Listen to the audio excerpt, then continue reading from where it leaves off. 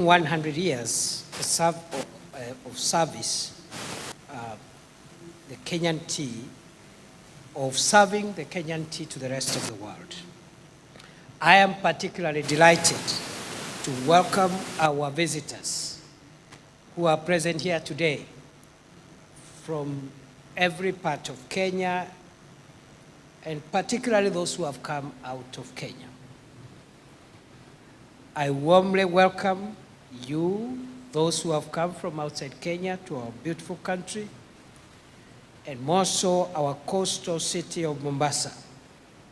And on that note, I was also with my brother, the governor of Mombasa. I think he is engaged in another function with this town. He has sent his greetings and apologies as well.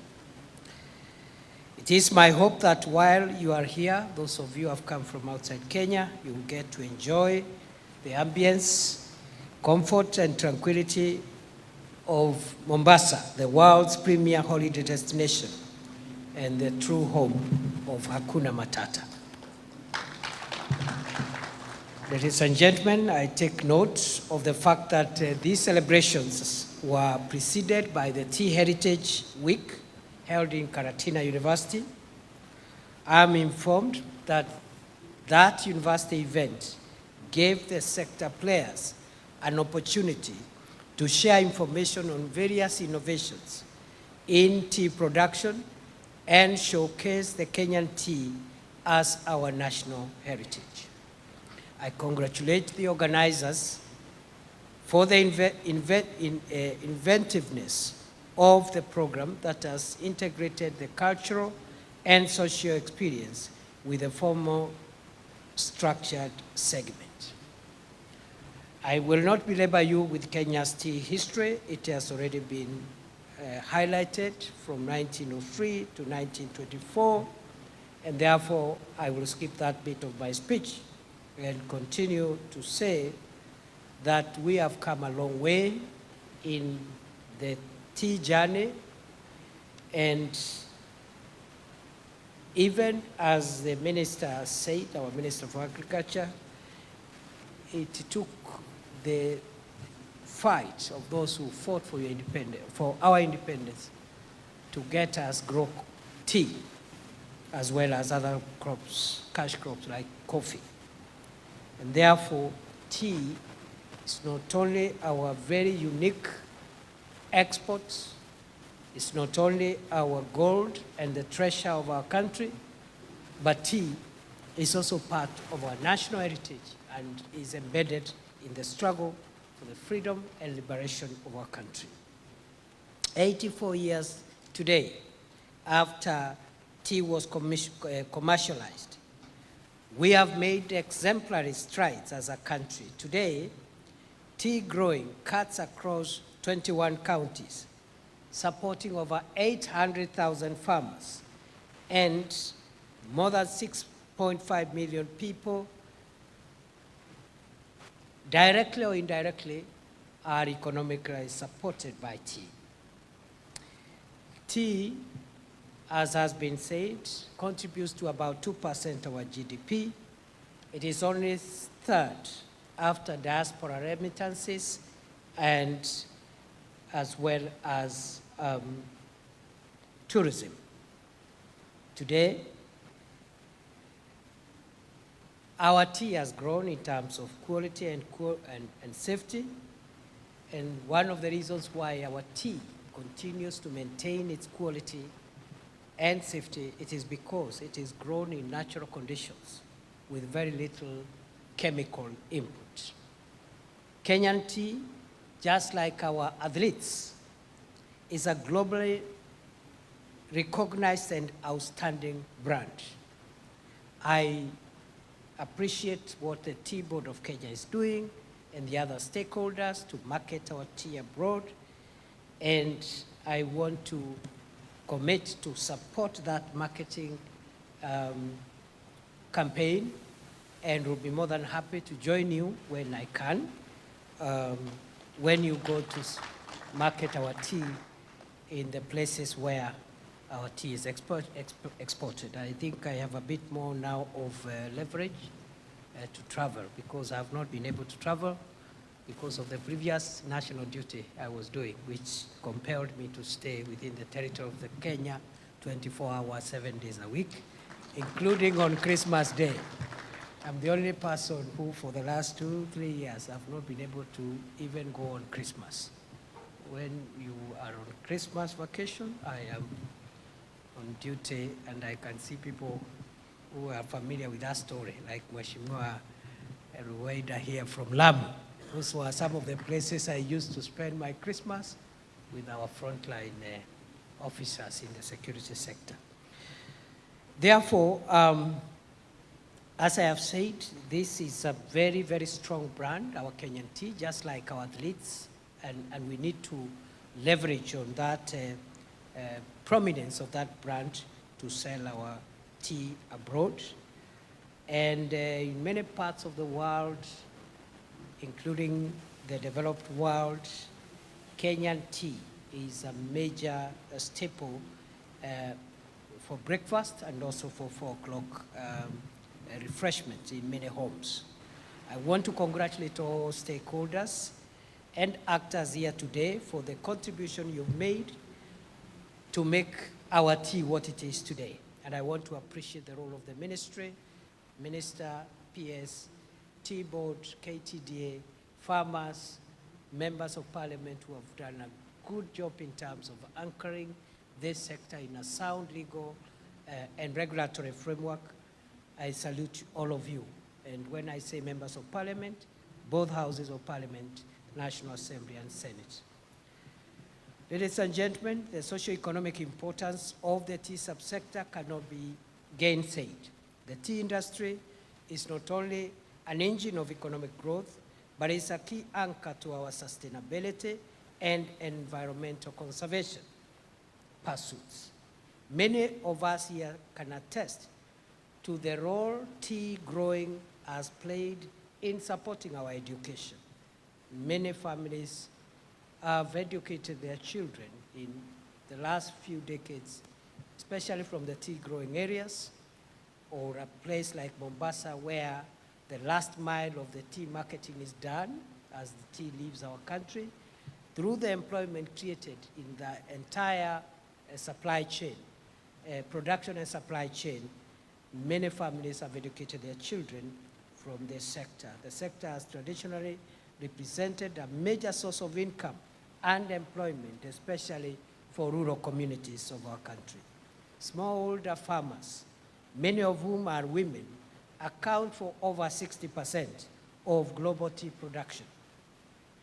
Women play a crucial role in the tea industry, substantially contributing to its sustainability, productivity, and community development, especially because tea is labor intensive and it provides many decent jobs, and these jobs are mostly preferred by women. Tea cultivation also promotes sustainable farming practices and environmental conservation, helping to mitigate climate change, because one of the threats now our tea farming, tea growing is facing is the threat of climate change that is disrupting weather patterns and also introducing harsh and radically different weather conditions that would affect the quality of our tea. For this reason, the government has recognized the tea subsector as a key anchor to the economy, with the bottom-up economic transformation agenda placing tea among our priority value chains, which will develop alongside other value chains like coffee, like cotton and coconut and so forth, and leather and everything else that this country can generate in the area of agriculture and livestock production. To safeguard the heritage and reputation of Kenyan tea and to ensure sustainability of the tea subsector, the government has continued to address the challenges facing the tea value chain. Chief among these is the high cost of production and processing, market access, lack of value addition, and dependence on markets that consume the CTC tea, that is the crushed tear and curl tea. There are also challenges around quality concerns and perennial governance challenges in smallholder tea factories. The agriculture pillar in the Kenya Kwanza plan is anchored on subsidizing production rather than subsidizing consumption. This broad target is to ensure we improve agricultural productivity to guarantee food security in the country, create jobs, and increase Kenya's exports. Of significant import has been efforts to reduce the cost of production and bring higher earnings to tea farmers. In this regard, the government has, over the last 2 years, supported tea farmers to access over 180,000 metric tons of subsidized fertilizer at a subsidized price of 2,500 shillings per 50 kilogram bag. This year, the government has allocated and disbursed 2 billion shillings to support the distribution of 97,000 metric tons of subsidized fertilizer to tea farmers. Similarly, there has been remarkable progress in resolution of the governance challenges at KTDA by holding elections, which were held recently. These elections ushered in fresh new leadership. Several legal and institutional reforms have also been put in place to enhance the performance of the subsector. Currently, amendments to the Tea Act 2020 is ongoing, while some of the tea regulations required to operationalize the Act are being developed. However, ladies and gentlemen, there is much more that needs to be done. One, there are concerns about tea quality that remain a challenge to this sector as we look into the future. As the Cabinet Secretary has said, we have had cases of significant quantities of unsold volumes of tea which could not be sold, the reason being issues around the quality of those volumes. Whereas the removal of minimum prices has now been effected to allow trading flexibility and the clearance of stocks, significant efforts must be made to secure quality standards. Indeed, if buyers continue rejecting our tea over quality issues, we must anticipate that tea farmers will receive lower earnings and consequently impact upon the quantity produced. The corporate governance reforms, another issue which is of concern to this sector going forward. These reforms that have been identified in the various task force recommendations over the years, as well as the expected audit findings announced by the Ministry of Agriculture and Livestock Development, must also be prioritized. The challenge of conflict of interest in the management and operations of the various smallholder factories and KTDA should remain a core focus of the new leadership in the sector. The challenges facing tea production and tea are very many and so inextricably intertwined that effective and workable solutions should be holistic. The government will continue working with the stakeholders on market expansion for tea to new and emerging markets, while at the same time developing the traditional markets. Other support that will be provided under the bottom-up economic transformation agenda framework include supporting smallholder factories to diversify into orthodox tea with a view to reduce the pressure on CTC tea prices occasioned by oversupply. As you are aware, Kenyan farmers have traditionally relied on the conventional methods of tea production: plucking, withering, rolling, oxidation, and drying, which, while profitable, offers less income potential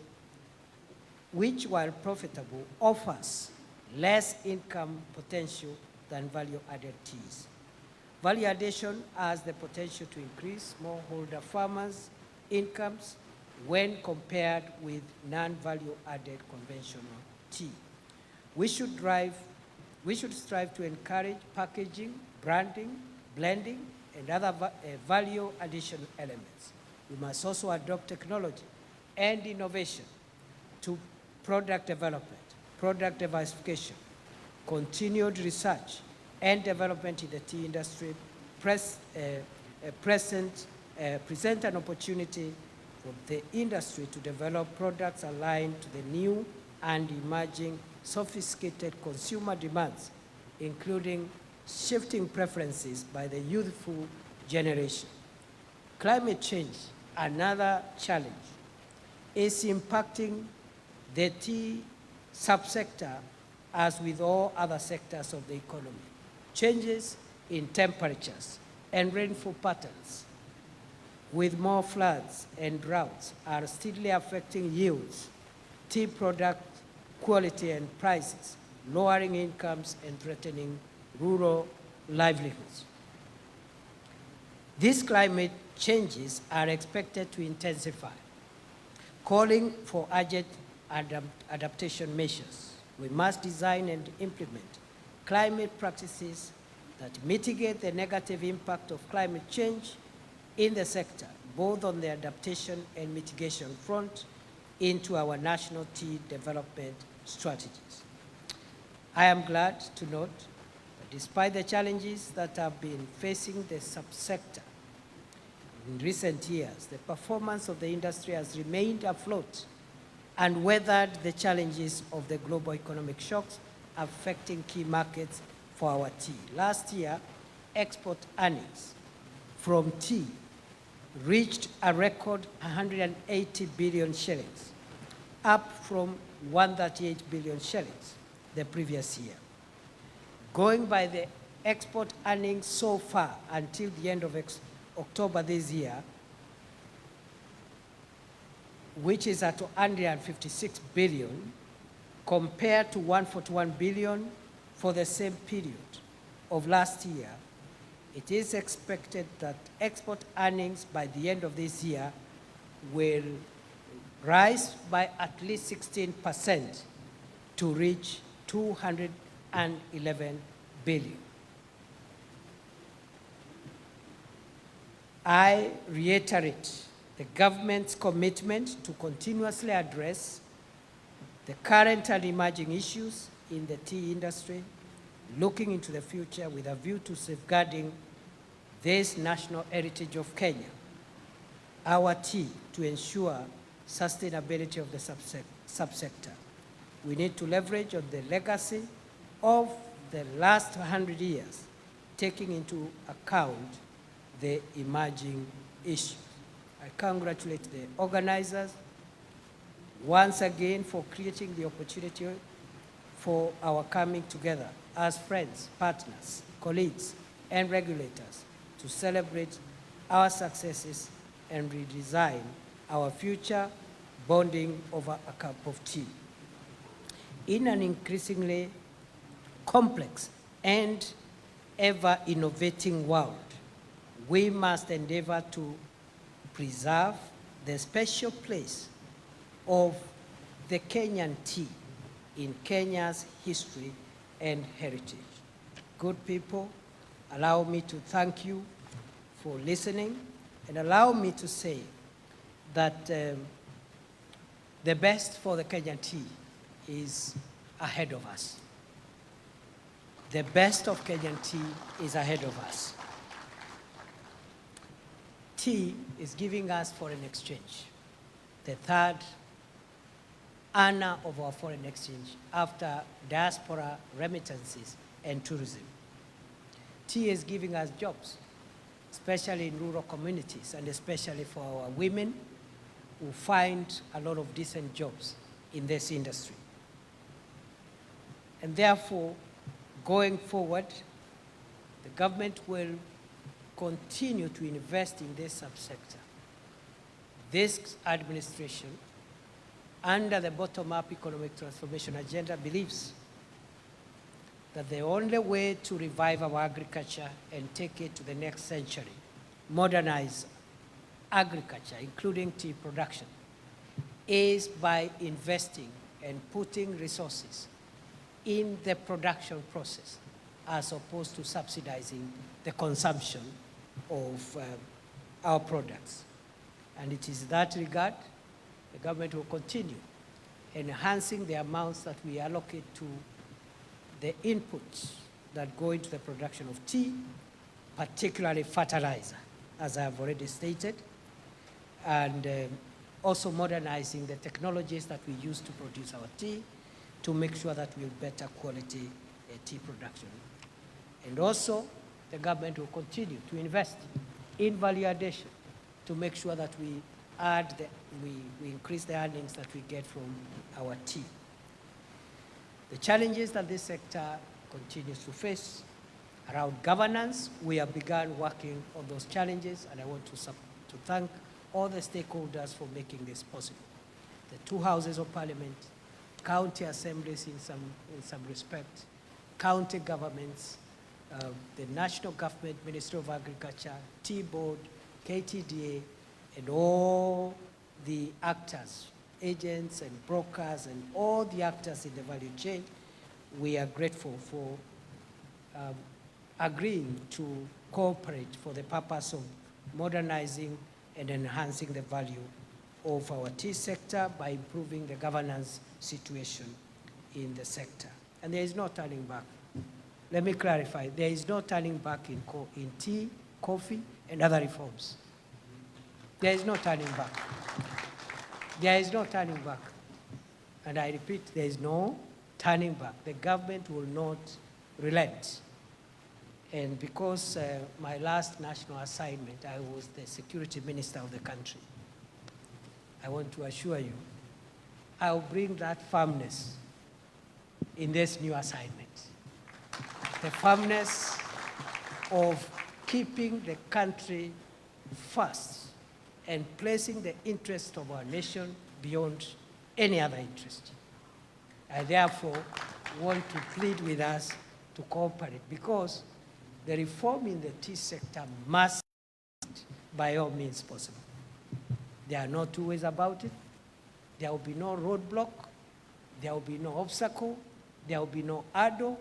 We will succeed for the sake of our country and for the sake of the farmers who sweat out to make sure that they give us this proud product that we sell and boast of all over the world. Mimi najua hapo kutakuwa na matatizo, lakini tutaendelea. We will reform our tea sector, because if it is giving us this value with all the challenges, you can imagine what it will do if we removed the challenges we have. Issues of governance are non-negotiable. They are non-negotiable. And I know what normally happens, because again of the experience I've had in other responsibilities before. Some of the entrenched practices that place a barrier on our success. Whenever there is a new holder of office, they say, we have seen many people. We have seen many ministers. We have seen many deputy presidents. We have seen many presidents. My friends, this administration is different. I assure you, President Ruto and all of us, we will succeed in reforming the tea sector. Luckily, when the reforms succeed, everybody will be happy, including those who are opposing the reforms. They will be happy. But before we get there, we must do the heavy lifting. And I want to congratulate my brother CS, my brother PS, the Tea Board people, KTDA. So far, you have done a lot of work, and I'm sure I will pick where my predecessor left to coordinate those reforms and make sure that we succeed. The quality issue, we must address it. Some of the quality issues are beyond our control, because some of the factors that are impact on our quality is, for example, climate change. But we can mitigate and adapt our production processes to make sure that we minimize the effects of climate change in the quality of our tea. Diversification, of course, venturing into new products within this tea subsector, value addition, as I have said. Kwa hayo mengi na machache na washukuru. I wish I could stay longer, but maybe next time. I have promised to, I've given my commitment to Minister Karanja and PS Rono and all the other stakeholders, including our colleagues from Parliament, the two houses of Parliament. Very soon, in the next 2 weeks, I want to invite you for a fairly informal brainstorming roundtable so that you can bring me to speed from different sectors, angles, and players where we are on this process, so that as we continue working together, we are all reading from the same script. I promise we should do that, Minister, in the next 2 weeks, so that we are all aligned. Nashukuru sana, nawatakia kila la heri. Mungu awabariki. Mungu awabariki nchi yetu ya Kenya. Asante.